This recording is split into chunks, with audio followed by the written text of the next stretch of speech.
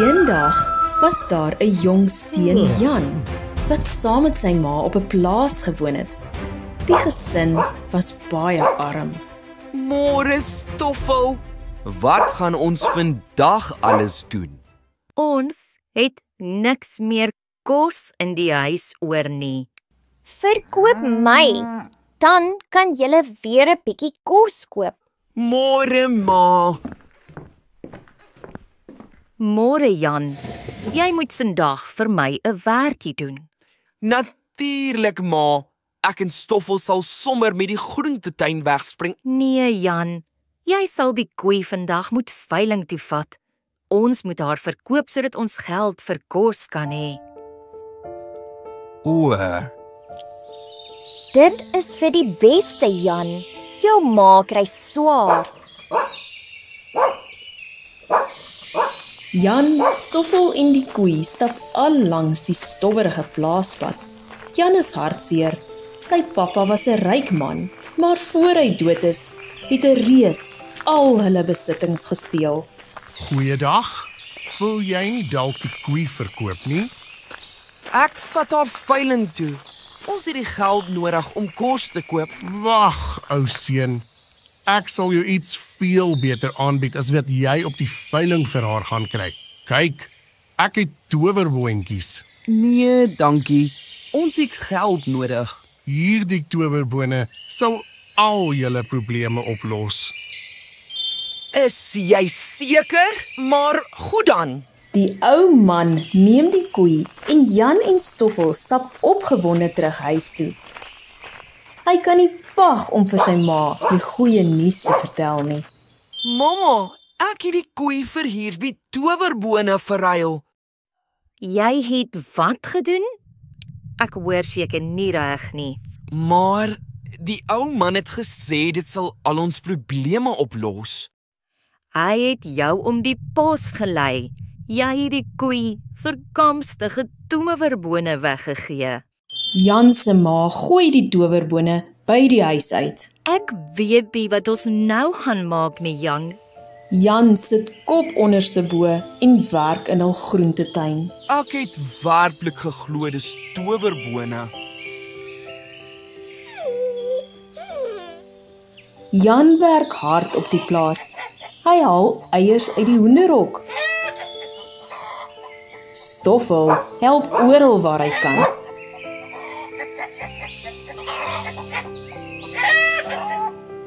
Jan maak hooi bymekaar en Stoffel verjaag die muise. Lekker slaap, Stoffel. Buite, in die donker nag, begin die towerbone skielik groei en 'n klein, glinsterende spruitjie skiet op. Die spruit groei eers so hoog soos 'n boom, voor dit die hemel inklief en tot verby die wolke groei. Okay, Stoffel, ek sal opstaan. Stoffel lei Jan opgewonde buitentoe. Wat op dese aarde? Stoffel, kyk net wat het die towerbone oornag gedoen. Ek wonder, waarna toe lei hierdie boontjierank? Jan besluit om die boontjierank uit te klim. Eindelik kom hy bo die wolke uit en sien 'n enorme kasteel.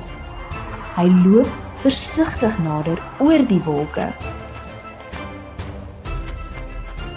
Hy maak die enorme deur versigtig oop. Jan kan sy oë nie glo nie. Skielik hoor hy vreeslike swaar voetstappe. Jan kry blitsvinnig agter 'n houtkis weg. Ek is honger. Waar is my kos? Yum, yum.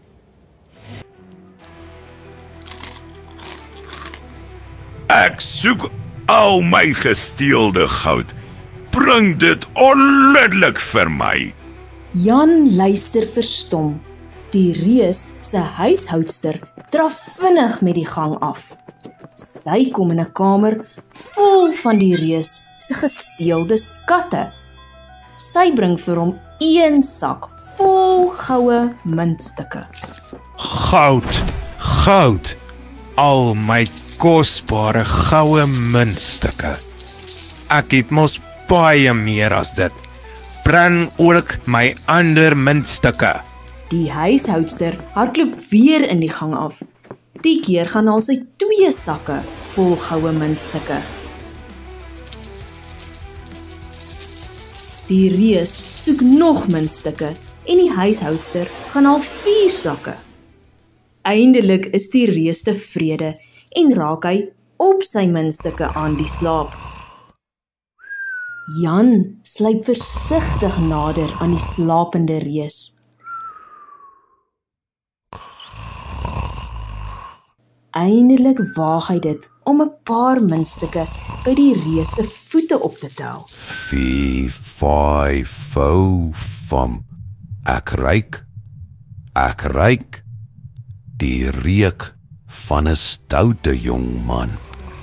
Jong man, jy moet eerder hier wegkom voor die reus wakker word.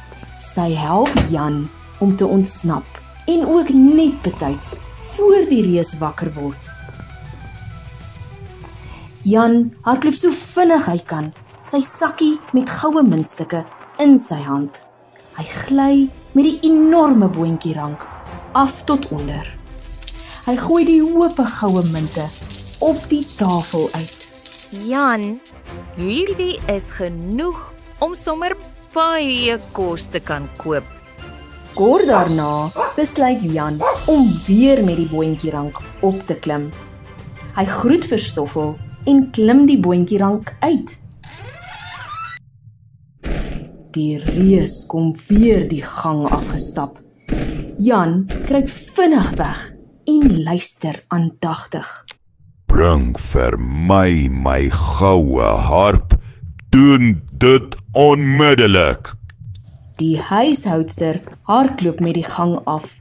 Sy speel op die harp terwyl sy dit bring om die reus te kalmeer. Die harp se betowerende musiek sit die reus in 'n goeie by. Dit maak hom so rustig dat hy weer aan die slaap raak. Jan wag sy kans af voor hy nader probeer kom.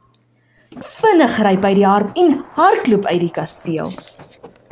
4, 5, 5. Ek ruik die reuk van 'n stoute jong man.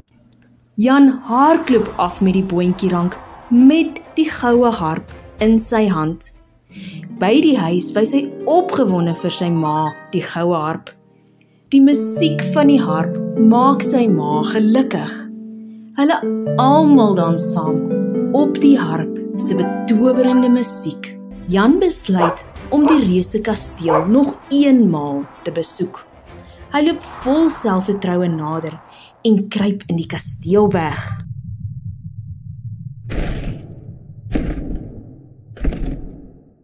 Bring vir my die gans wat die goue eiers lê. Die huishoudster gaan haal die reus se gans. Ek het die gans ook van Jan se pa gesteel. Hier is vir jou 'n paar mieliebitte. Ag toe, lê tog jou goue eier. So vinnig soos 1, 2, 3 lê die gans 'n goue eier. Kyk nou net hierdie pragtige, kosbare goue eier. Jan kan nie glo wat hy hoor nie. Kort voor lank raak die reus weer aan die slaap. Versigtig stap Jan nader en haal die gans van die tafel af. Hy is ietwat benoud en met reg, want die reus is wakker.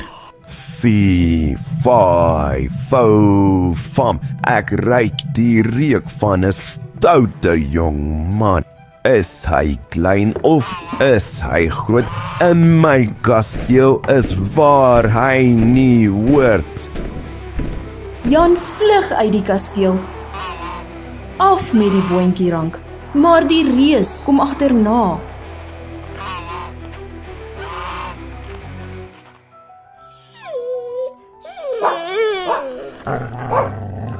Jan vind 'n byl. Hy weet, hy gaan die boontjierank moet afkap.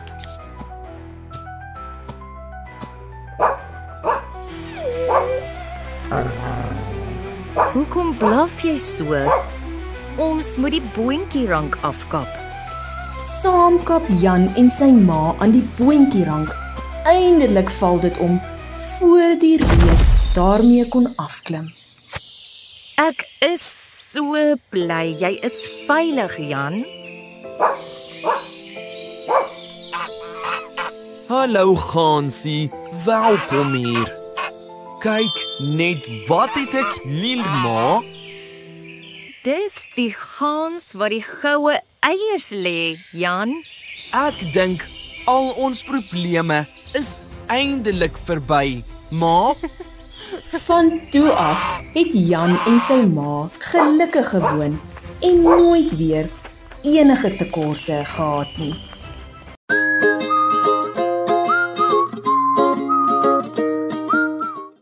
Eendag, lank gelede, was daar 3 klein, morsige varkies wat saam met hulle mamma in 'n woud gewoon het. Joe, julle is morsige kindertjies. Julle sal eers moet gaan bad voor julle kan eet. Kom ek maak vir julle 'n skuimbad. Mamma vark laat die kindertjies bad terwyl sy vir hulle 'n heerlike aandete maak. O kindertjies, kom eet gou julle kos. Die 3 klein varkies smil aan mamma se heerlike kos. Sy kom sit by hulle aan die tafel. Sy het iets belangrik wat sy met hulle wil bespreek. My liewe kinders, julle is nou mooi groot. Dit het tyd geword dat julle eie huisies kry. Totsiens kinders en onthou, pas op vir die groot nare wolf. Ons sal, mamma. Ons is nie bang vir hom nie. Die 3 klein varkies stap opgewonde daar weg. Hulle is gereed vir 'n groot avontuur om te begin. Die 3 varkies loop en beplan hoe hulle huisies gaan bou. Skielik kom die jongste tot stilstand. Sy het 'n blink plan. Sy staan in die middel van 'n koringland. Die varkie maak die koring in bondels bymekaar. Sy gaan vir haar daarmee 'n huisie bou.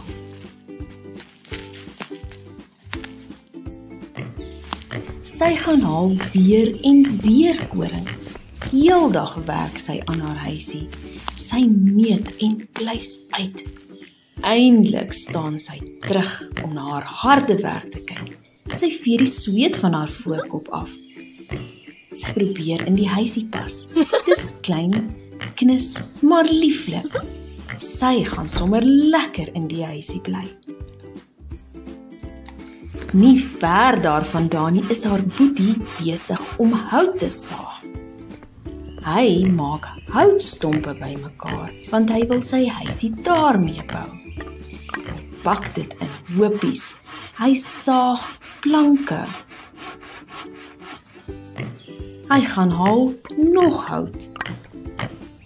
Eindelik is sy huisie klaar en hy is baie trots op sy harde werk. Hier gaan hy lekker bly.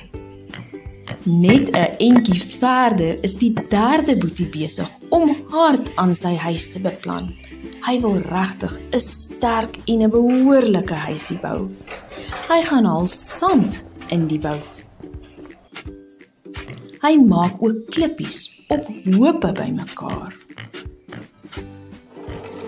Daarna meng hy sement. Hy werk met 'n plan. Hy gaan sy huisie van bakstene bou.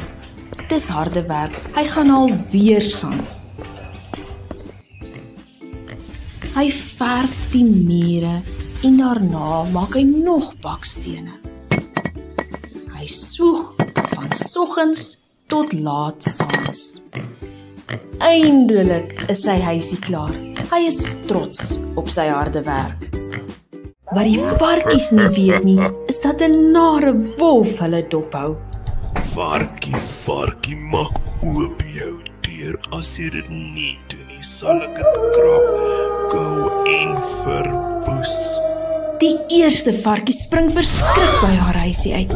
Sy hardloop so vinnig as wat haar 2 beentjies haar kan dra. Sy gaan haar Boetie se huis toe. Die nare wolf volg haar. Boetie, maak gou. Maak op die deur, die wolf jaag my.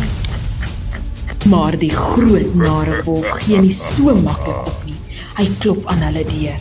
Varkie, maak oop jou deur. As jy dit nie doen nie, sal ek dit krap, gou en verwoes. Die 2 varkies hardloop verskrik uit die huisie uit. Hulle hardloop so vinnig hulle beentjies hulle kan dra na hulle ou boet toe. Boetie, maak op die deur, die nare wolf jaag ons. Hulle ou boet laat hulle vinnig die huis in kom. Hulle sit op die sitkamerbank. Hulle is baie bang. Hulle ou boet maak 'n bietjie tee om hulle te kan kalmeer. Nie lank nie of die varkies hoor 'n gegrom buite. Die nare wolf het hulle so ver agtervolg. Hy lag om die hoeke van die huis. Toe klim hy op die dak. Die oudste vark was nog altyd 'n planmaker. Hy maak 'n vuur. Toe sit hy 'n pot met water op die vuur om te kan kook. Die nare wolf het 'n bose plan. Hy gaan met die skoorsteen afklim tot binne in die varkieshuis. Maar hy val kaplaks binne in die water. Hy skree van die pyn. Wolf het sy les geleer. Hy hardloop vinnig, ver weg. Die 3 varkies is verheug. Hulle is ontslae van die groot nare wolf. Hulle het vir altyd gelukkig saam met hulle ou boet in sy sterk baksteenhuisie gewoon. Hy het mooi vir hulle gesorg en hulle het nooit weer van die nare wolf gehoor nie. Tot sover maatjies. Tot volgende keer.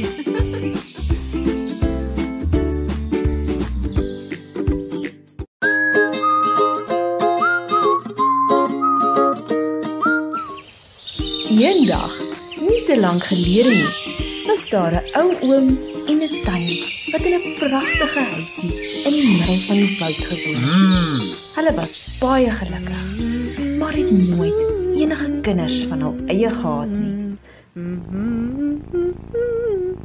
Tannie Annie het 'n blink plan. Sy gaan 'n baie spesiale resep maak. Een van 'n betowerende gemmerkoekman. Sy bestudeer die resep aandagtig.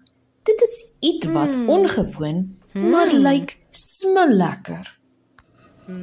Tannie Annie roer die meel.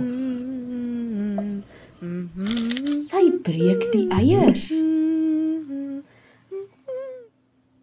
Sy klits die deeg.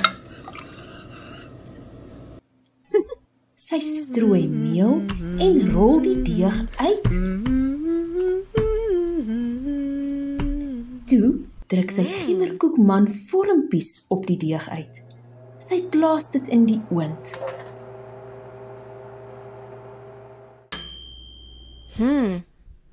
Hierdie gemmerkoekmannetjies is werklik wonderlik. Stomend en mooi verbrein lê die gemmerkoekmannetjies daar. Maar o wee, toe gebeur iets vreemds. Ek is die gemmerbroodman, probeer maar so al wat ek kan, maar vir my gaan jy nie vang.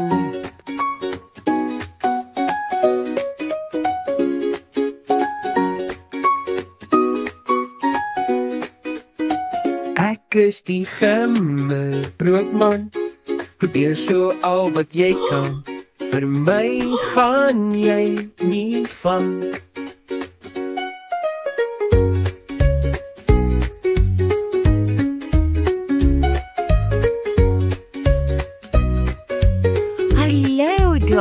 Ek is die gemmerbroodman, probeer so al wat jy kan, vir my gaan jy nie vang.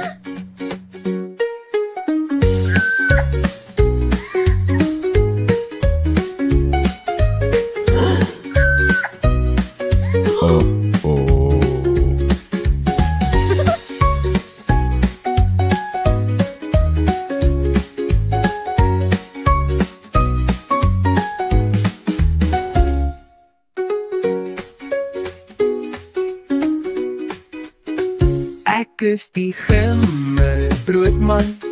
Probeer so al wat jy kan. Vir my gaan jy nie vang.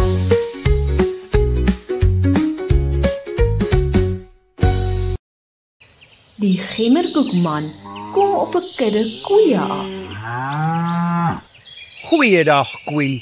Ek is die gemmerbroodman, die een wat jy nooit sal vang. Ek sien al jou maatjies is hier. Ek het gewonder, sal een van julle my na die naaste dorp kan neem? Maar die koei is eerder lus vir 'n happie van die gemmerkoekman. 'n Bees is klaarblyklik nie 'n slim dier nie. Kom beesie, kom. Hier, vat my dorp toe. Die koei probeer verder aan die gemmerkoekman knibbel. Hy het 'n plan. Hy is lus vir 'n bietjie pret. O wee, hy breek die koei se klok af. Och nee, sis man. Ek is die gemmerbroodman. Probeer maar so al wat ek kan. Maar vir my gaan jy nie vang.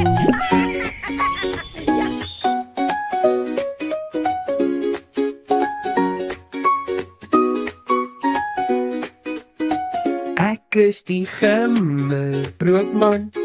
Probeer so al wat jy kan. Vir my gaan jy nie vang. Hy kom op 'n groep plaaswerkers af. Goeiedag, plaaswerkers. Ek is die gemmerkoekman, die een wat julle nooit sal vang. Hy maak grappies en die plaaswerkers lag te lekker vir al sy manewales. Die gemmerkoekman kuier so lekker dat hy nie sien dat hulle sluwe planne agter sy rug beraam nie. Wat van 'n bietjie tee, gemmertjie? Jy lyk vir ons dors. Yes. Aha. Kom hier jou lekker koekie. Jy gaan mos lekker in my koffie proe. Oogits, een van die plaaswerkers probeer die gemmerkoekman vang.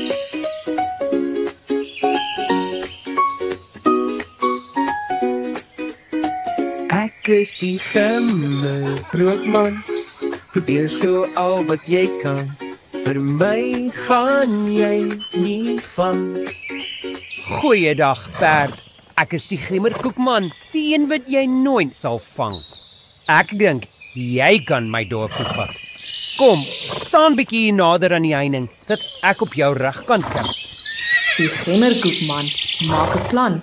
Hy spring bo op die arme perd se rug. Ja, die vinniger.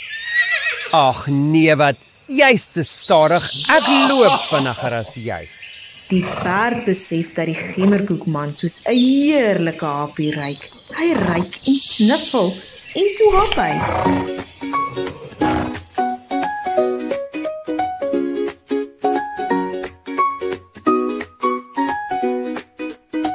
Ek is die gemmerbroodman. Probeer so al wat jy kan. Vir my gaan jy nie vang. Die gemmerbroodman kom by 'n pragtige huisie aan. Hy loer oor die tuinmuurtjie. Hierdie lyk soos 'n plek waar ek pret kan hê.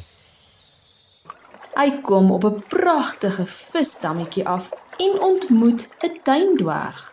Ek is die gemmerbroodman, die een wat selfs 'n tuindwerg nie kan vang. Gemmerbroodman, jy is vol bravade. Pas op, daar loop baie sluwe diere in die bos rond. Vir my kan niemand vang. Toe doen die gemmerbroodman iets baie stouts.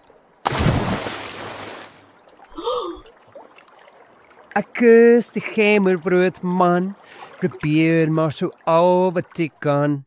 Maar vir my gaan jy nie vang.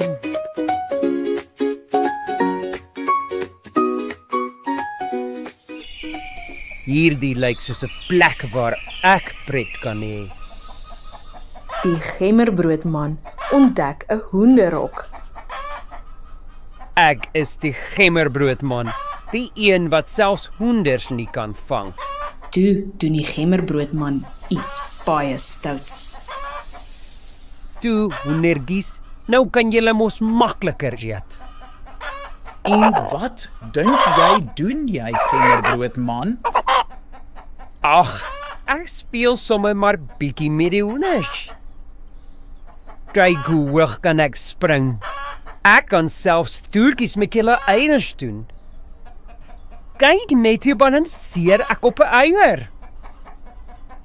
Maar o wee, die eier het gebreek. Ek dink jy moet liewer loop. Ek is die gemmerbroodman, die een wat selfs hoenders nie kan vang.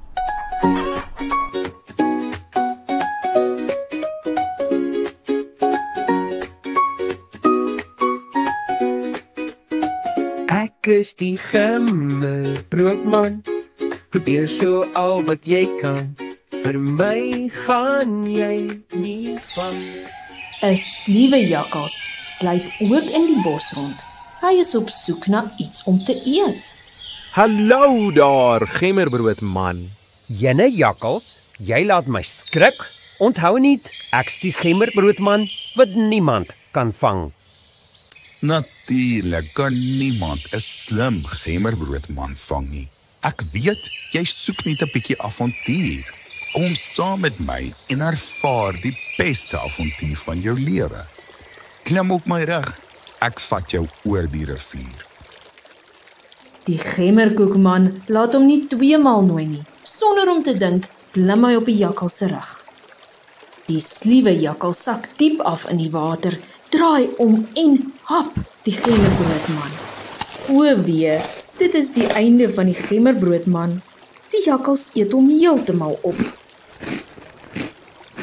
Iemand het sowaar die gemmerbroodman gevang. Pas op vir te veel bravade. Dis waar, maats. As ons te veel bravade het, vergeet ons om versigtig te wees. Fluit, fluit, my storie is uit.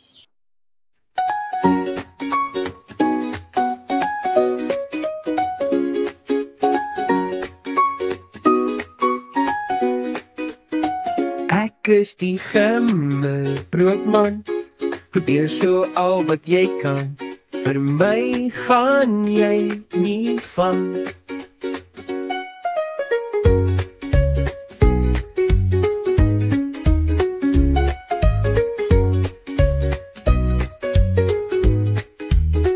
Ek is die gemmerbroodman, probeer so al wat jy kan, vir my gaan jy nie vang.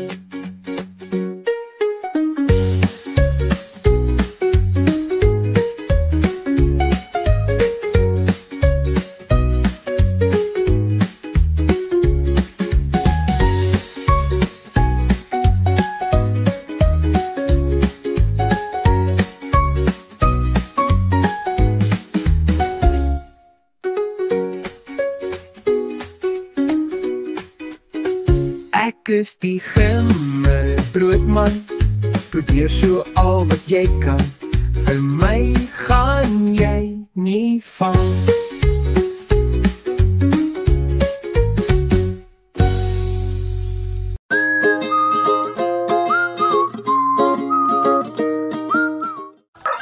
Eendag, op 'n plaas nie ver hiervandaan nie, het daar 'n flikse rooi hennetjie saam met ander plaasdiere gewoon. Dankie, koei. Die melk gaan heerlik wees. Môre maak ons weer so.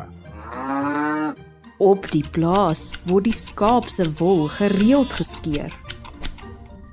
Die varke kry mielies om te eet.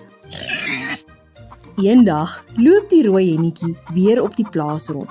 Sy skrop hier en pik daar, op soek na 'n lekker wurm. Toe kom sy op iets besonders af. Joe, kyk net hier. Ek moet die ander van vertel. Jene sal nooit draai wat ek nou net ontdek het nie. 'n hoopie goue koringkorrels. Oh, splendid. Wie van julle sal my kom help? Nee, ek nie. Ek het nog nie ontbyt geëet nie. Nee, ek nie. Ek het nog nie daar ontbyt geëet nie. Nee, ja. Ook nie ek nie.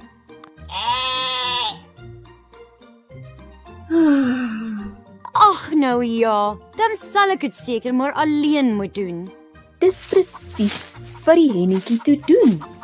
Sy skrob die grond in vore. Sy plant die koringkorrels versigtig. Sy kyk hoe die saailinge ontkiem. Elke dag maak sy die jong plantjies nat. Die koring groei en groei. Sjoe. Eindelik is die koring gereed om geoes te word. Ek sal die ander diere moet vra om my te kom help. Julle sal nooit raai hoe mooi my koring gegroei het nie. Dis goud en geel en gereed om geoes te word. Wie van julle gaan my kom help? Nee, ek nie. Ek moet eers al die gras opeet. Nee, ek nie. Ek heb nou net met my modderbak begin. Oh, nee, ek slaap nog, man. Ag nou ja, dan sal ek dit seker maar alleen moet doen. Dit is presies wat sy doen. Sy oes die koring.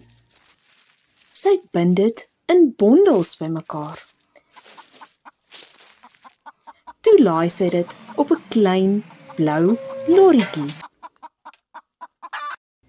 Eindelik laai die hennetjie die laaste bondel koring op haar lorry. Die koring moet na die melenaar geneem word. Ek sal die ander diere moet vra om my te help. Julle sal nooit raai hoeveel koring ek geoes het nie. Dit moet nou na die melenaar geneem word. Wie van julle sal my kom help? Nee, ek nie. Ek is baie vaak. Nee, ek nie. Ek het my knuppelding geëet. Nee, ek nie. Die boer moet my wol skeer. Ag nou ja, dan sal ek dit seker maar alleen moet doen. Dit is presies wat sy doen. Sy klim in die blou lorry. Sy ry en ry baie ver. Eindelik stop sy by die melenaar. Sal jy my koring maal om meel te maak? Maar al te seker, rooi hennetjie. Don't seems. 'n rukkie later moet die hennetjie die sakke meel by die melenaar gaan haal. Ek weet, ek sal die ander diere moet vra om my te kom help. Julle sal nooit raai hoeveel meel die melenaar gemaal het nie. Ek moet nou die sakke gaan haal. Wie van julle sal my kom help? Nee, ek nie. Die boer wil my melk. Nee, ek nie. Die boer pot my eers. Nee, ek nie. Ek leer die lammers baba swartskaap sing. Ag nou ja, dan sal ek dit seker maar alleen moet doen. Sy ry van die plaas af tot by die melenaar se meel. Kyk net, hennetjie. Hierdie is van die beste meel wat ek in 'n lang tyd gesien het. Die melenaar laai dit op die lorry. Die meel gaan 'n lekker koek bak. Die hennetjie stop op die plaas voor die rooi skuur. Ek dink ek sal die ander diere gaan vra om my te kom help koek bak.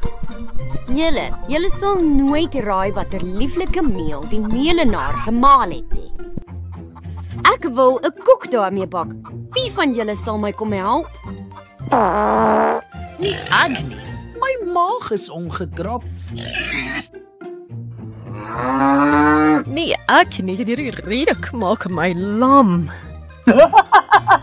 Nee, Elkie, ek lag by 'n papie. Ag nou ja, dan sal ek dit seker maar alleen moet doen. Dis presies wat die hennetjie toe doen. Sy meng die meel. Sy breek die eiers. Versigtig sit sy die mooi koek in die warm oond. Na 'n rukkie haal sy die warm, varsgebakte koek uit die oond. Sy versier dit met die heerlikste versiersuiker. Eindelik staan sy terug. Sy is trots op haar handewerk. Sy hardloop buitentoe om die ander van haar pragtige koek te vertel. Julle sal nooit glo watter mooi koek ek gebak het nie. Hy is van die beste bestanddele gemaak. Wie gaan hom opeet? Ek dog jy vra nooit. Ek sal. Ek is dood van honger. Ek sal. Hoe is jy koek? Ek sal ook. Weet julle, ek onthou nou. Niemand wou my die koring help plant nie. Niemand het my help oes nie. Niemand wou my help om dit na die meelhuis toe te neem of om die meel te gaan haal nie. Niemand wou my help koek bak nie. Ek dink niemand gaan my nou dit help eet nie. Die hennetjie stap beslis daar weg. Sy sny die heerlike koek versigtig. Toe smil sy aan 'n snytjie. Nog nooit was daar so lekker koek nie. Die diere het 'n les geleer. Luiheid betaal nie. As jy nie help werk nie, kan jy nie die voordeel saam geniet nie.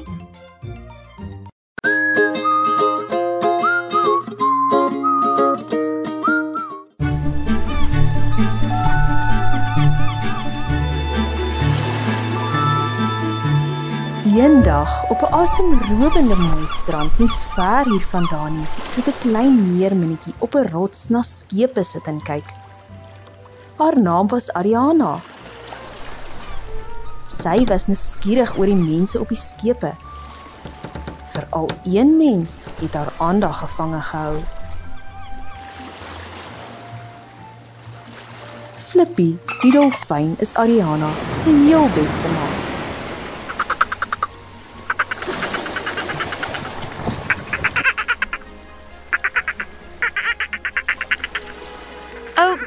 Okay, Flippy, ek kom. Ariana en Flippy baljaar in die see. Skielik sien die twee vir Skilly nader swem. Hallo Skilly, waarheen gaan jy? Na die maanfees toe. Na wie sin? Die seekoning, jou pa sin. O, jene, ek het skoon vergeet. Jy beker nie laat wees nie. Diep onder die see staan koning Aldyn se enorme kasteel. Hy het 'n maanfees gereël en wag ongeduldig op die gaste.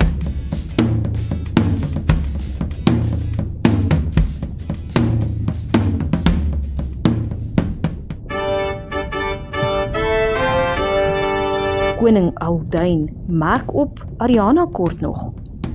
Al haar susters is al by die partytjie. Welkom by die maanfees, my liewe dogters.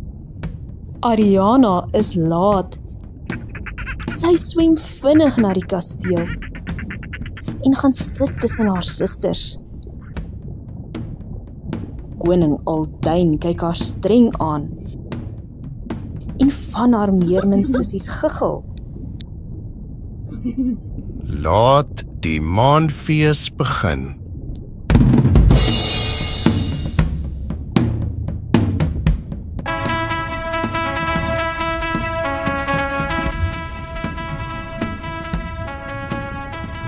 Hoekom is jy laat, Ariana? Waar was jy? Ek het na die skepe gekyk, pappa. Ek het jou reeds gewaarsku teen die mense bo die water op die skepe. Ek weet, pappa, maar ek is nuuskierig. Hulle lyk snaaks, hulle loop dan op bene. Sorg net dat dit nie weer gebeur nie, Ariana. Ariana is verlig. Haar pappa het haar vergewe. Bella, die jongste meermin sussie, kom roep vir Ariana om saam fees te vier. Wat die meerminne nie weet nie, is dat iemand hulle jaloers uit die donker dieptes van 'n seegrot dophou. Dit is Morwena. As jong meermin was sy verlief op koning Alduin, maar sy hart het aan Ariana se ma behoort. My liewe dogter Nokra, ek sien ons is nie na die maanfees genooi nie. Nee, ma, Alduin wil ons nie deel van 'n lewens maak nie. Ek het 'n plan hoe ons kan wraak neem. Klein Ariana is verlief op 'n mens bo die water met bene, 'n prins. Laat ek kyk. Een druppel van hierdie towerbrousel skep 'n magtige storm wat sy skip sal vernietig.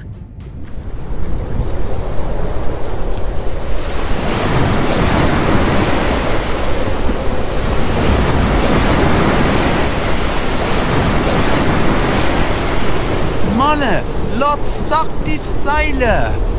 Voor prins Jorik nog verder bevele kon gee, slaan 'n enorme wander om bo van sy skip af. Hy dryf bewusteloos op 'n plank. Ariana het alles gesien. Blitsvinnig duik sy in die see in. Sy red prins Jorik en plaas hom veilig op die strand. Sy sit 'n rukkie om oor hom te waak, voor sy met haar betowerende stem begin sing.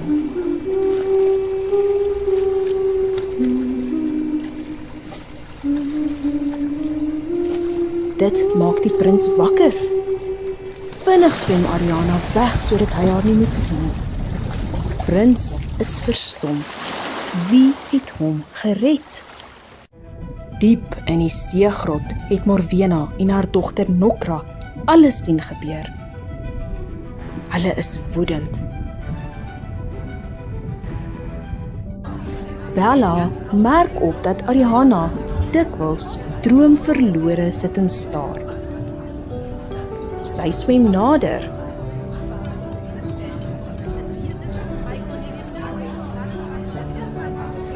Ek kan sien iets pla jou sussie. Praat met my. Ek kan hom nie vergeet nie, Bella. Ek het 'n mens met bene se lewe gered. Wat? Jy het 'n mens gered, Ariana? Hy sou verdrink het. En nou kan ek hom nie weer vergeet nie. Jy het 'n mens met bene gered en ek dink nou is jy verlief op hom. Ariana, dis 'n mens. Vergeet van hom. Ariana probeer haar bes. Sy en Flippy gaan swem lang ente.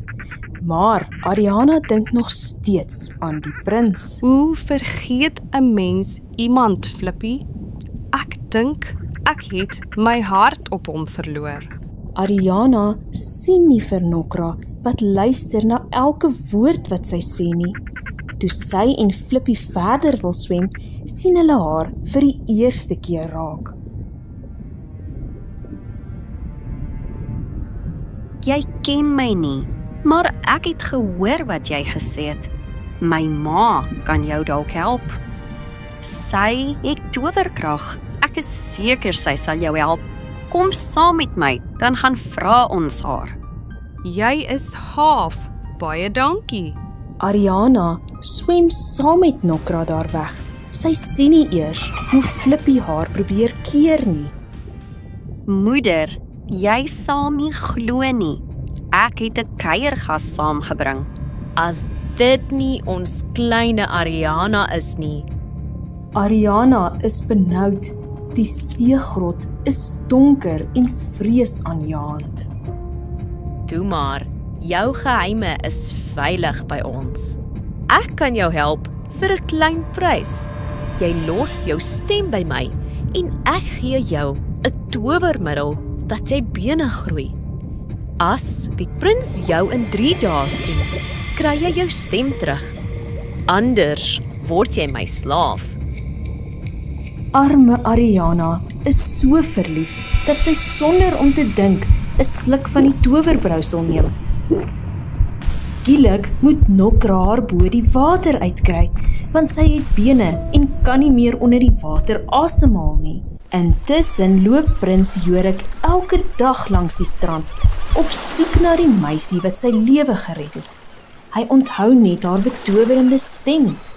Hy kom op Ariana af waar sy pas uit die see gespoel het. Hy kry die meisie jammer. Is alles reg, jonge dame? Hoekom lyk jy of jy nie weet waar jy is nie? Ariana probeer praat, maar kry nie 'n woord uit nie. Sy besef met 'n skok dat haar stem werklik weg is. Kom ek vat jou paleis toe, sodat jy versorg kan word. By die paleis trek die diensmeisie vir Ariana mooi aan. Sy kan self haar rokkies. Prins Jorik en Ariana geniet mekaar se teenwoordigheid, maar die 3 dae gaan vinnig verby en hy het haar nog nie gesoen nie. Toe hulle op die 3de dag op 'n bootjie roei, probeer Ariana vir die prins beduie om haar te soen. Maar net voor hulle sou soen, tiep Morwena hulle klein bootjie om. Morwena gryp vir Ariana en probeer met haar wegswem. Ariana sparte los en swem vinnig saam met Flippie weg.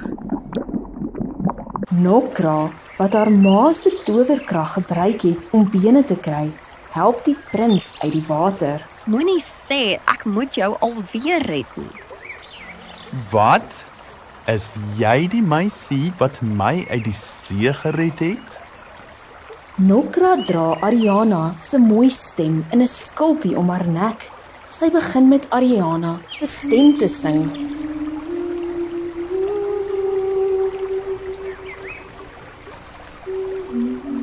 Prins Jorik snak na sy asem.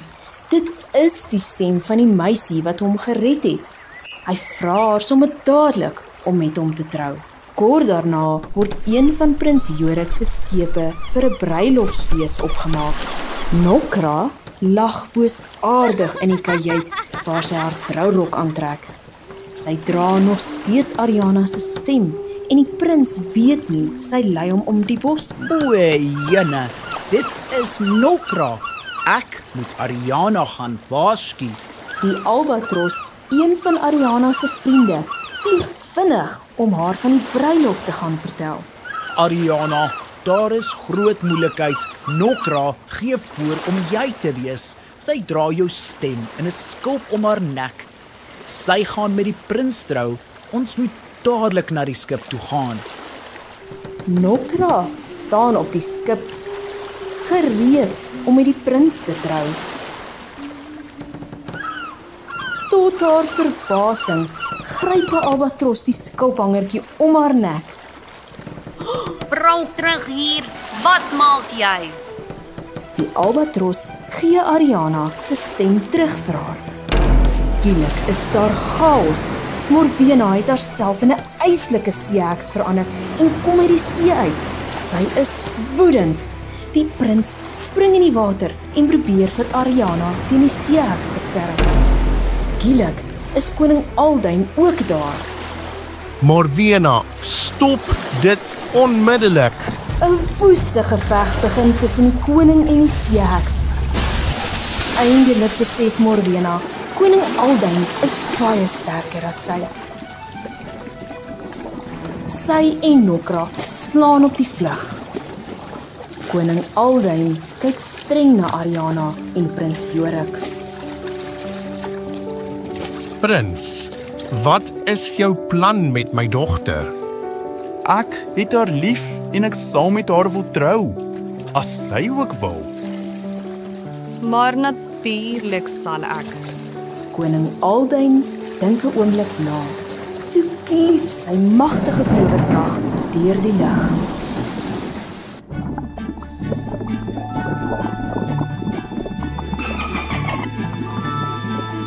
Daar is feesvieringe by koning Aldyn se onderseese kasteel.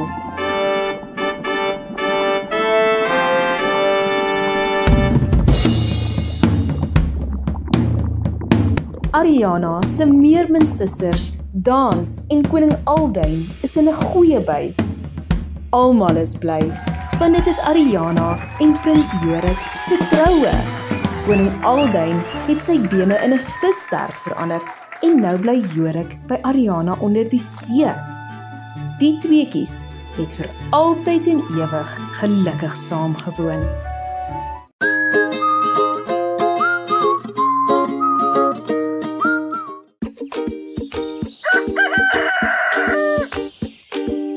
Eendag, nie te ver hiervandaan nie, op 'n oulike klein plaasie, in 'n oulike klein huisie, het daar 'n plaasmuis gewoon.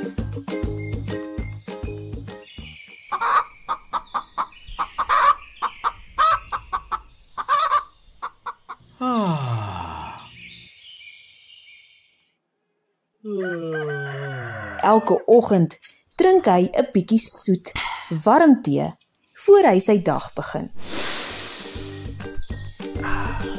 Jippie, 'n nuwe dag. Môre hoendertjies. En hoe het julle geslaap? Plaasmuis gaan haal vir hulle vet koringkorrels in die land. Lekker eet julle. Môre Wolly, my wollerige ou vriend. Vandag gaan 'n lekker dag wees. Plaasmuis speel met 'n paardebloem. Skielik hoor hy 'n geflap van vlerke. Dit is die posduif. 'n Briefie vir my. Liewe plaasmuis, ek kom kuier. Groete, stadsmuis. Jippie, my goeie vriend kom kuier vir my. Plaasmuis en stadsmuis is vriende van hul kinderdae af. Plaasmuis maak sy huisie skoon. Hy berei 'n lekker strooibed vir stadsmuis voor. Jippie, eindelik 'n stadsmuis hier. Sjoe, ek is vol stof. Daar is jy. Hallo plaasmuis. Hallo my liewe vriend. Welkom op die plaas. Ek kry jou tas.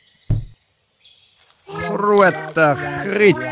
Kyk net al hierdie modder.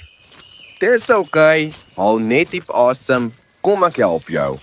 Die tweeetjies gesels heerlik oor 'n koppie tee. Plaasmuis stel vir stadsmuis aan Wolly die skaap voor. Daarna gee hulle vir die hoenders kos. Plaasmuis leer vir stadsmuis visvang. Na 'n paar probeerslae vang stadsmuis sy heel eerste vis. Die twee kuier so lekker dat hulle nie die uil sien rondvlieg nie. Halt loop stadsmuis. Hold diep asem. Jy is oukei. Kom, ek maak vir jou 'n bietjie tee. Wel, op groot avonture.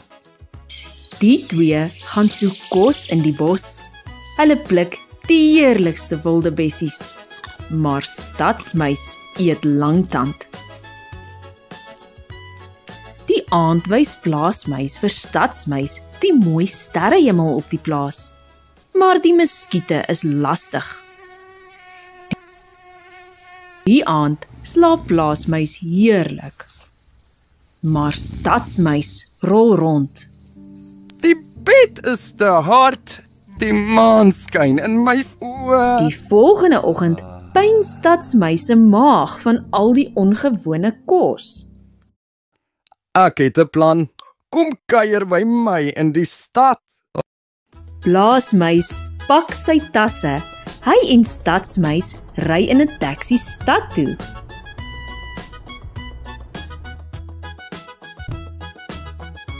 Welkom in die groot stad.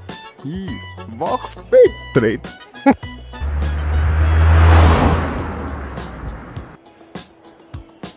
Hier, soek ons nie vir kos nie, ons koop dit. Ons gaan eet pizza. Die twee muise lag en gesels heerlik terwyl hulle eet. In die stad is daar liggies en baie mooi en pas op! Jy is okay, haal diep asem. Kom ons gaan pas mooi klere aan.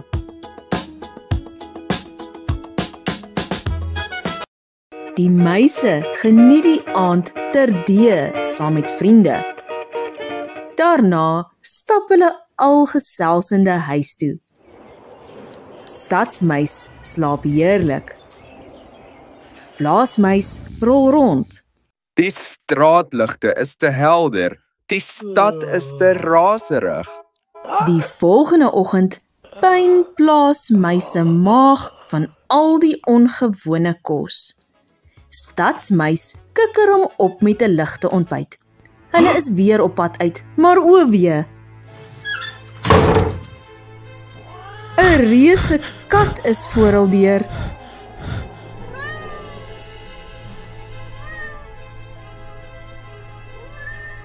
Die arme muise wag daelank voor die deur. Al hulle kos is op. Op die derde dag glip stadsmuis uit. Die kat is weg. Plaasmuis hardloop buitentoe. Hy soek nie 'n taxi nie. Hy spring op die eerste perdekar. Die perd kliep-klop uit die stad uit. Totsiens en dankie. Plaasmuis is terug op die plaas. Oos, wes, duis, wes. Plaasmuis is bly om by die huis te wees. Daardie aand slaap hy weer in sy eie bed. In die besige stad ry die karre rond.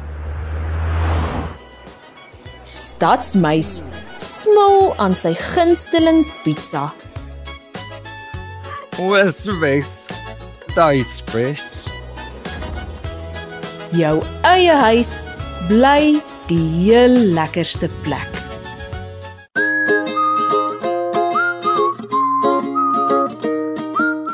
Ek is die kleinste Rammetjie-rof. Ek gaan jou stamp. Jy beter pas op. Hier kom ek. Ek gaan jou omstoot. Ek is sterk. Ek wen. Ek wen. Ek wen, ek wen, ek wen. Skielik hoor die bokkies swaar voetstappe nader kom. Voor jy kan wen, moet jy my eers oorwin. Ou Boet. Moenie my so laat skrik nie. Ons het gewonder waar is jy? Die middelste Rammetjie-rof kom ook nader gestap. Ek het goeie nuus. Daar is nog groen gras beskikbaar, maar dit is aan die ander kant van die rivier. Daar is net een manier om aan die ander kant van die rivier te kom. Ons sal met die houtbrug oor die rivier moet loop, maar dit kan gevaarlik wees. Ons kan later almal saam oor die brug loop. Die jongste Rammetjie-rof speel egter te lekker terwyl die twee groter rammetjies rustig wy. Hy ontdek 'n miskruier wat 'n bolletjie mis wegrol. Die miskruier begrawe sy bol in die grond en probeer vir die kleinste Rammetjie-rof weghardloop. Die rammetjie besef skielik hy het te ver weggedwaal. Maar toe sien hy die brug oor die rivier wat na die groener gras aan die oorkant lei. Ek gaan sommer nou al oor die brug stap. Die kleinste Rammetjie-rof weet nie daar bly 'n gevaarlike trol onder die brug nie. Hy stap, tip tap, oor die houtbrug. Ek hoor mos voetstappe. Die kleinste Rammetjie-rof loop houtgerus. Hy weet van niks. Wie loop so lekker oor my houtbrug? Is dit dan jou brug? Ja, en ek eet almal op wat oor hierdie brug stap. Maar ek is so klein. Jy kan my nie eet nie. En my groter boetie is ook op pad.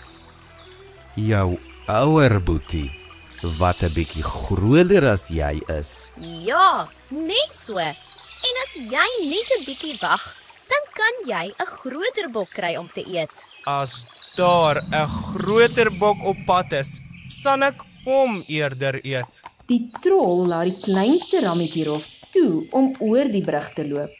Hy gaan smil heerlik aan die groen gras aan die oorkant van die rivier. Haai grootste rammetjie rof, ek wonder waar is ons klein boetie heen? Ja, ek wonder ook.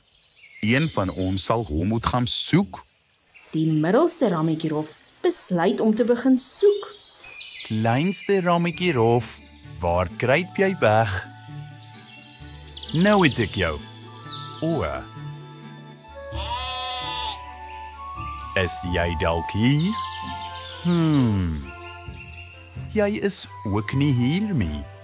Die middelste rammetjie rof hou aan soek en kom ook op die brug af. Wat van as die kleinste rammetjie rof die brug oorgesteek het? Ek sal dadelik moet gaan kyk. Die middelste rammetjie rof weet ook nie daar bly 'n gevaarlike trol onder die brug nie. Hy stap, tap tap, tap tap oor die houtbrug. Ek hoor mos voetstappe. Die middelste rammetjie rof loop houtgerus. Hy weet van niks. Wie loop so lekker oor my houtbrug? Is dit dan jou brug? Ja, en ek eet almal op wat oor hierdie brug stap. Maar ek is net 'n middelslagbok. Jy kan my nie eet nie. My grootste boetie is ook op pad. Jou grootste boetie? Wat nog groter as jy is? Ja, net so. As jy net 'n bietjie wag, dan kan jy 'n yslike groot bok kry om te eet. As daar 'n yslike groot bok op pad is, sal ek hom eerder eet. Die trol laat die middelste rammetjie rof toe om oor die brug te loop. Kleinste rammetjie rof, waar is jy? Boetie. Boetie. Ek was bekommerd oor jou. Jy moet nooit weer alleen so ver wegdwaal nie. Ek het gedink daardie aaklige trol gaan my opeet.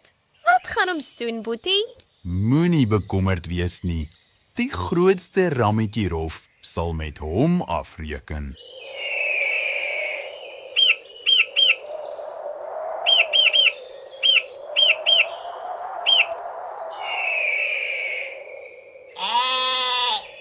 Sjoe, dit gaan nou reën. Waar is my boeties? Donker wolke begin dig saampak oor die vallei. Die grootste rammetjie rof begin om sy 2 jonger boeties te soek. Hy besluit om sy vriend, die Ratel, te vra of hy hulle nie gesien het nie. Hallo Ratel, het jy nie dalk my boeties gesien nie? Ek dink dit gaan reën. Ek kan hulle nêrens vind nie. Ek het die middelste rammetjie rof vroeër hier sien verbyloop na die groot boom onder in die vallei. Baie dankie Ratel. Die grootste rammetjie rof stap vinnig in die rigting van die groot boom. Binne die boom bly 'n vriendelike eekoring. Hy gaan sit op 'n takkie toe hy die boksie naderkom. Hallo eekoring, het jy dalk my boeties gesien? Grootste rammetjie rof, jy beweeg in die regte rigting. Vroegoggend is die kleinste rammetjie hier verby en 'n bietjie later die middelste een. Baie dankie eekoring. Nou weet ek verseker, ek is op die regte spoor. Diep onder in die vallei is 'n skilpad besig om gras te eet. Die grootste rammetjie rof merk hom op. Dag Skelly, het jy dalk my 2 boeties gesien? O ja, hulle is al 2 hier verby in die ruskin van die houtbrug. Baie dankie Skelly. Nou weet ek presies waarheen om te gaan. Die grootste rammetjie rof loop in die rigting van die houtbrug. Wat van as my 2 boeties oor die brug geloop het? Ek sal hulle moet vind. Die grootste rammetjie rof weet ook nie daar bly 'n gevaarlike trol onder die brug nie. Hy stap kadoef, kadoef, kadoef oor die houtbrug. Ek hoor mos voetstappe. Die grootste rammetjie rof loop houtgerus. Hy weet van niks. Wie loop so lekker oor my houtbrug? Van wanneer af is dit jou brug? Van vandag af. En ek eet almal op wat oor hierdie brug stap. Maar ek is die grootste rammetjie rof. Voor jy my kan eet, sal jy eers verby my horings moet kom. Nou maar goed. Ek is geen bang vir jou nie, grootste rammetjie rof. Die grootste rammetjie rof storm op die trol af met 'n drafstap. Voor enige een nog kon sien wat gebeur, beland die trol met 'n harde plons in die rivier. Jou karnallie, dis my brug daardie. Die grootste rammetjie rof is trots op homself. Dit was briljant. Ons is trots op jou. Die grootste rammetjie rof is verheug om sy boeties te sien. Hulle is veilig. Die kleinste rammetjie rof het geleer om nooit weer alleen weg te dwaal nie. Hy het gesorg dat hy naby sy 2 ouer broers bly.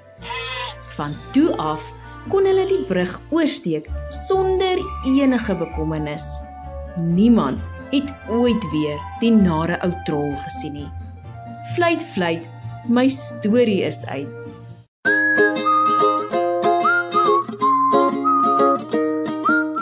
Eendag, nie te lank gelede nie, was daar 'n meneer muis wat alleen gewoon het in sy paddastoelhuisie in die veld. Vir pret het hy soms perd gery. Andersins het hy ver ente in sy seilbootjie in die stroom gaan seil. Partykeer was hy laf saam met die skoenlappers. Hy het iemand gesoek om al die lekker dinge saam met hom te doen. Hy skryf toe 'n brief vir Juffrou Muis. Kort daarna kry hy 'n brief terug.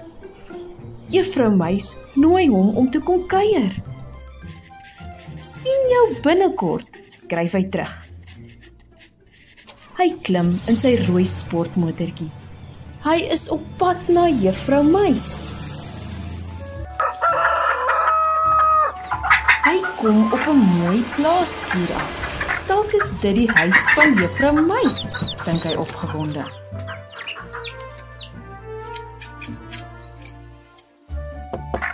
Goeiedag, is dit die huis van Juffrou Muis?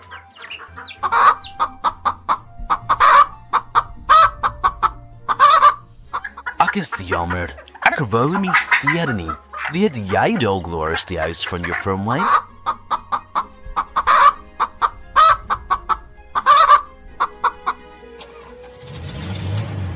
O jene, ek dink ek moet die weer ry.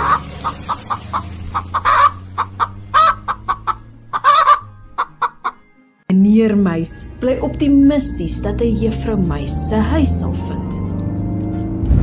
Hy kom by 'n kleurvolle dorpie aan.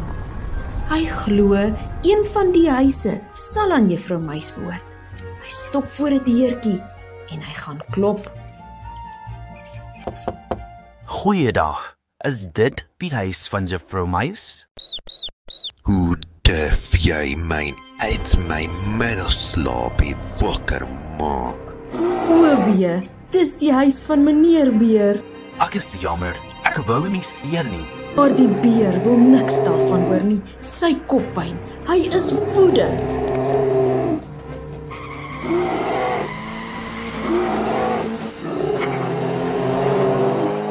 Sjoe, dit was 'n noue ontkoming. Ek hoop ek is nou op die regte pad.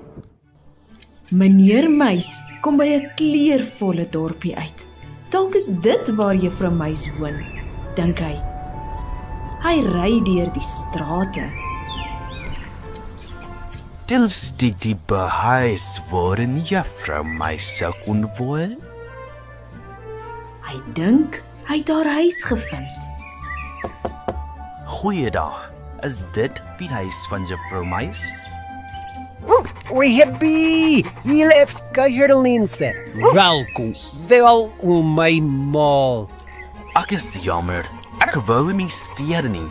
Weet jy dalk Loris die huis van juffrou Muis? Ek dink, juffrou Muis bly op 'n plaas. Jy moet nie in dorp versoek nie, meneer Muis. Meneer Muis is opgewonde oor die hondjie se voorstel. Hy ry verder. Skielik sien hy 'n oulike huisie. Dalk is dit die huis van juffrou Muis. Hy klim uit en klop aan die deurtjie. Goeiedag, is dit die huis van juffrou Muis? O, gits, dit is nie die huis van juffrou Muis nie. Ek is jammer, ek wou nie steur nie. Weet jy dalk Loris die huis van juffrou Muis? O jene, ek dink ek moet liewer ry.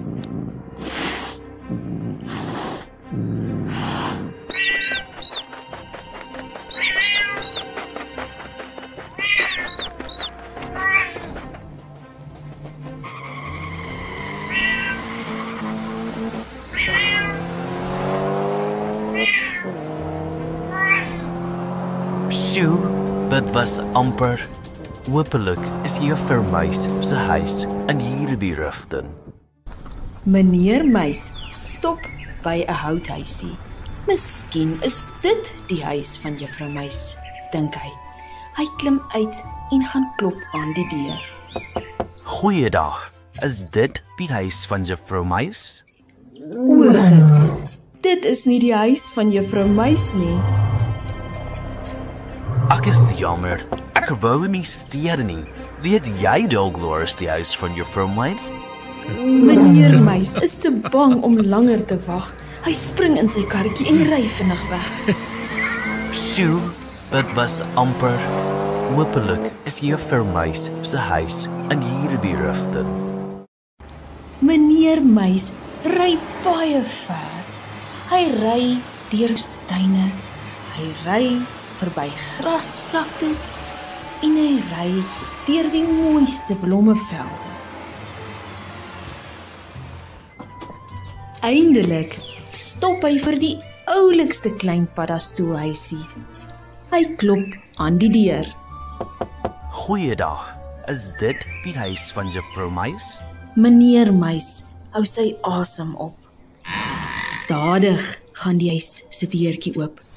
Dit is die huis van juffrou Muis. Sy is die mooiste juffrou Muis wat hy nog ooit gesien het. Goeiedag, meneer Muis. Is jy dalk lus vir 'n bietjie tee? Die tweeetjies drink heerlike soet tee. Meneer Muis vertel vir haar van al sy avonture wat hy op die pad gehad het. Hulle gaan speel in die veld. Meneer Muis dink hy dalk net die maatjie kry wat al sy avonture saam met hom wil beleef. Hulle ry saam perd. Hulle gaan ry op 'n seilbootjie op die rivier. Meneer Muis geniet sy kuiertjie terdee. Wil jy film Muis? Sou jy dalk met my trou, sodat ons altyd maats kan wees? Haar antwoord was ja. Die tweetjies trek plegtig. Hulle gaan bly in hul eie paddastoelhuisie en het vir altyd en ewig gelukkig saamgebly. Fluit, my storie is uit.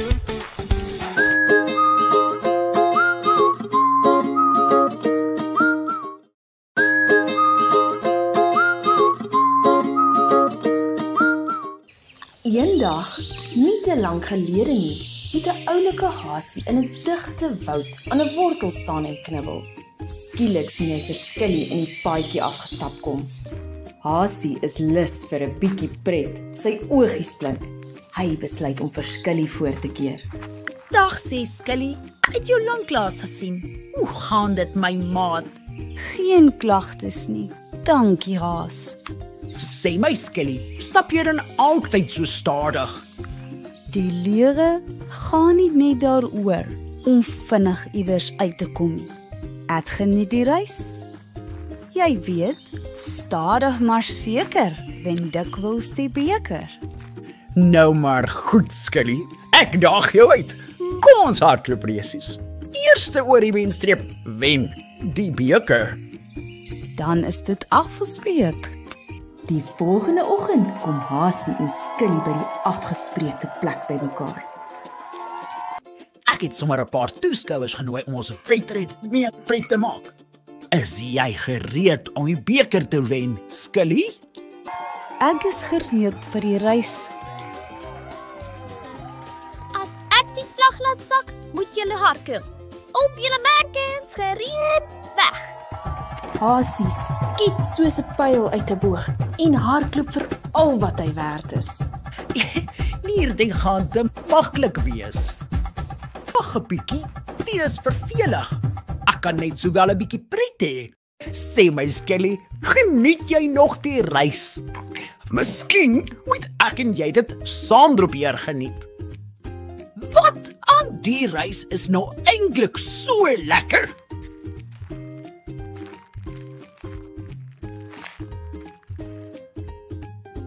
Hierdie is geen uitdaging nie. Ek kan maar net sowel die tyd nuttig gebruik. Hasie hardloop vinnig vooruit en soek vir hom 'n koel plek om te rus. Ek kan maar net sowel 'n middagslaapie vat.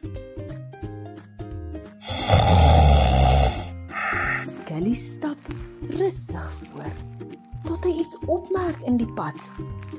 Lyk my Hasie is moeg vir die reis.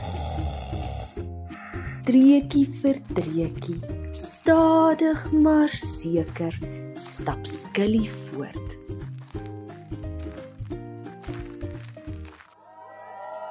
Stadige Skully gaan so vaar die resies wen.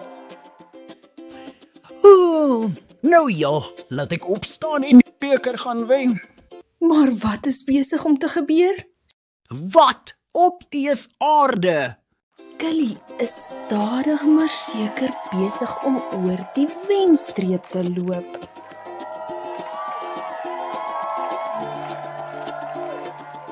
Wel, Skully, baie geluk.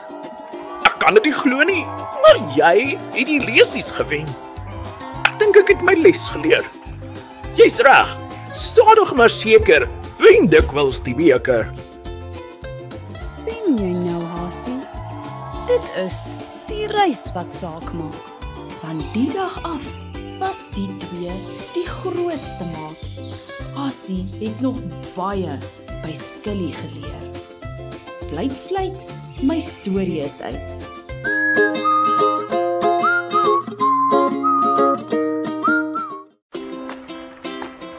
Eendag, lank gelede in die middel van 'n pragtige woud vol voetjies en mooi diere, het daar 'n lieflike huisie gestaan. Dit is waar die boetie en sussie, Hansie en Grietjie gewoon het. Hulle het by hulle pappa, 'n arm houtkapper, en hul stiefma gewoon. Hulle stiefma was nie 'n baie vriendelike vrou nie. Die arme houtkapper het heeldag lank gesoeg en gesweet. Tog het hy baie min geld verdien en het die gesin swaar gekry. Vir die houtkapper was die hoogtepunt van sy dag om saans by die huis te kom en sy kinders te sien. Een aand kry hy sy vrou in die kombuis besig om brood te bak.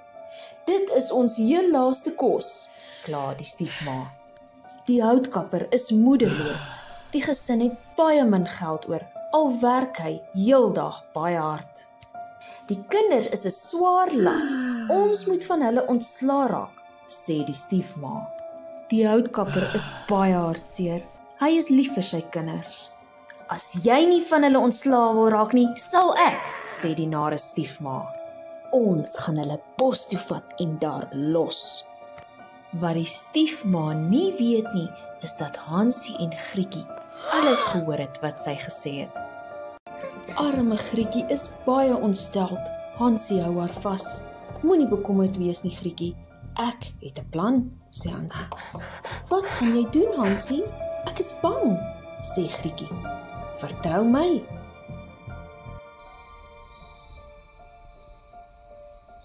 Daardie aand wag Hansie tot almal slaap. Hy glip saggies by die deur uit. Hy weet waar 'n mens klippies kan optel wat in die maanlig glinster. Hy maak 'n klomp daarvan bymekaar. Die volgende oggend vroeg maak die stiefma die kinders wakker.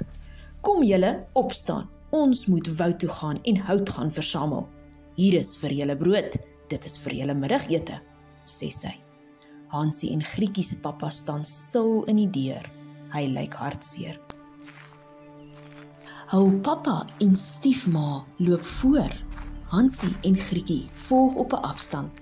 Terwyl hulle dieper en dieper in die woud inloop, laat val Hansie die klein, glinsterende klippies wat hy die vorige nag versamel het. Hy maak 'n spoor in die voetpad sodat hulle die pad terug huis toe sal kan vind. Hulle kom by 'n oop plek in die woud. Die stiefma sê: "Rus julle hier terwyl ek en julle pa gaan hout kap. Ons sal later terugkom om julle te kom haal." Hansie en Grietjie is stoksiel alleen. Hulle wag tot dit donker is en begin toe terug huis toe hardloop. Hansie se klippies glinster helder in die maanlig. Die volgende oggend kom hulle by die huis aan. Hul pa is oorstelp van vreugde om hulle te sien, maar hul stiefma is nie bly nie. 'n Paar dae later het die stiefma weer probeer. Die keer het sy seker gemaak niemand weet van haar nare plan nie.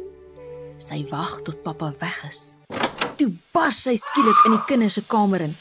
"Kom help vinnig, julle pappa het seer gekry in die woud." Sy hardloop by die deur uit. Die kinders volg haar diep in die donker woud in. Skielik swaai die stiefma om. Sy lyk vreemd en lag lelik. "Julle is lekker uitgevang. Ek wou julle net in die bos kom los," lag sy. "Waar is ons pappa?" vra Hansie en Grietjie. Ver hiervan af. Julle sal hom nooit weer sien nie," lag die nare stiefma. Die kindertjies kyk hoe sy wegstap. Hulle is bang en alleen. Hulle hoor snaakse geluide in die donker woud. "Wat gaan ons doen, Hansie?" vra Grietjie benoud. Hansie was nog altyd 'n planmaker. Hy maak 'n warm vuurtjie. "Ons sal pad langs moet stap en kyk of ons nie weer ons huis kan kry nie," sê Hansie. Hy maak vir hom 'n fakkel. "Kom Grietjie," sê hy. Maar die kinders is verdwaal in die groot, donker woud. Hulle hoor allerlei geluide. Skielik kom Hansie en Grietjie tot stilstand. Voor hulle staan 'n klomp wolwe. "Hardloop Grietjie," gil Hansie. Die wolwe jag hulle. Hansie en Grietjie hardloop en hardloop.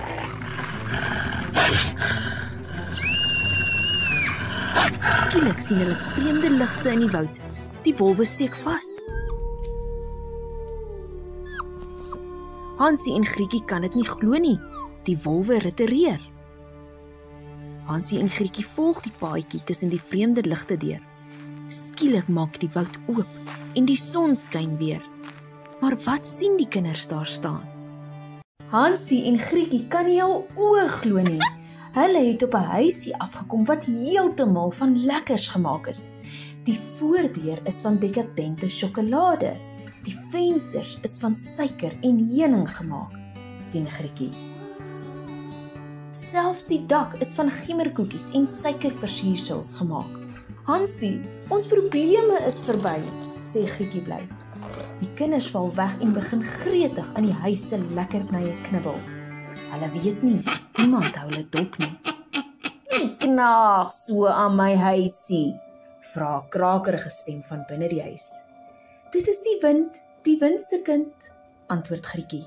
Die kinders gaan voort om te eet en die ou vrou lag in haar binnemou. Skielik verskyn sy voor die kinders. Kom in, ek het nog baie lekkernye in my huis," lok sy hulle na binne. Die kinders laat nie op hulle wag nie. In die kombuis is 'n tafel vol koek en lekkernye. Die kinders begin gulsig eet. Hulle weet nie, die ou vrou is eintlik 'n nare heks nie. "Eet julle lekker?" vra sy. Hansie en Grietjie glimlag terwyl hulle hul kieste volstop. Skielik verander die ou vrou se gesig en sy lyk woedend. Het julle gedink dit is verniet om te eet? Nou sal julle my slawe wees, skree sy. Sy gooi vir Hansie in 'n hok. Vir jou gaan ek vet maak en eet. Grietjie moet vir haar werk en huis skoonmaak. Die heks is naar en gee vir Grietjie vreeslik baie werk. Arme Hansie is gevang en kan niks doen om sy sussie te help nie. Maar Grietjie bedink 'n plan. Die heks bring elke dag vir Hansie kos om hom te probeer vetvoer.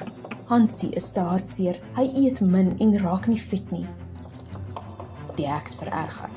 Al is jy nog nie vet nie, gaan ek jou nou eet, gil sy. Sy maak Hansie se hok oop. Hansie kruip moeg uit.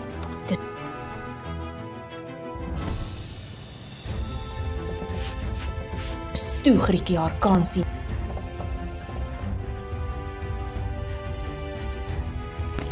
Sy spring van die vloer af op, stamp die heks in die hok en sluit die deur. Die heks is verstop. Laat my uit! Laat my gaan! Skree sy. Hansie en Grietjie gee haar een kyk en begin hardloop, so vinnig hulle kan. Hulle hardloop tot hulle skielik hul pappa se huisie daar staan. Die kinders is verheug. Hulle pappa het hartseer en bekommerd by die tafel gesit. Hy sien die beweging buite en gaan staan voor die deur. Daar kom sy geliefde kinders aan. Hy sprei sy arms wyd oop vir hulle. Van toe af het die gesin gelukkig saamgewoon en niemand het ooit weer hulle nare stiefma of die bose heks gesien nie.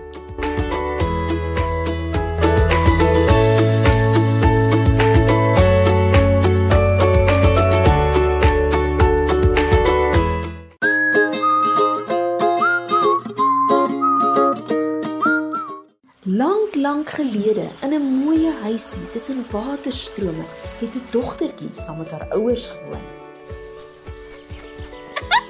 Haar naam was Rooikappie. Eendag het sy weer buite gespeel, tussen die blomme in die veld en haar troeteldiere, toe haar mamma haar roep. Rooikappie, waar is jy? Sy hardloop vinnig nader. Mamma het koekies gebak vir ouma wat siek is in haar huisie aanderkant die woud. Rooikappie, vat asseblief vir ouma die koekies en onthou, bly op die paadjie, sê mamma en gee vir Rooikappie 'n mandjie. Mamma waai vir Rooikappie en sê, onthou, moenie met vreemdelinge praat nie. Ja mamma, sê Rooikappie, maar dink julle sy gaan onthou? In die woud verkyk Rooikappie haar aan al die mooi blomme en die wilde bokke wat kom water drink. Sy voel sommer gou gemaklik. Maar Rooikappie is nie alleen nie. Iemand hou haar dop. Sy kom niks agter nie en besluit om van die mooi blomme te pluk. Wat maak jy alleen in die woud? Vra 'n vriendelike stem langs haar. Ag, ek wou net van hierdie mooi blomme pluk vir my ouma wat siek is en alleen in haar huisie woon aan die ander kant van die woud. Toe hulle klaar gesels het, kyk Wolf vir Rooikappie agterna. Hy het 'n sluwe plan. Hy hardloop vooruit. Hy wil vir ouma wat alleen bly en siek is, opbreek. Hy bars by haar voordeur in. Maar ouma is te uitgeslape vir hom. Sy spring vinnig in haar rankas. Wolf besluit, hy sal dan maar vir Rooikappie wag. Eindelik kom Rooikappie by ouma se huis aan. Sy vermoed niks, sy klop aan die deur.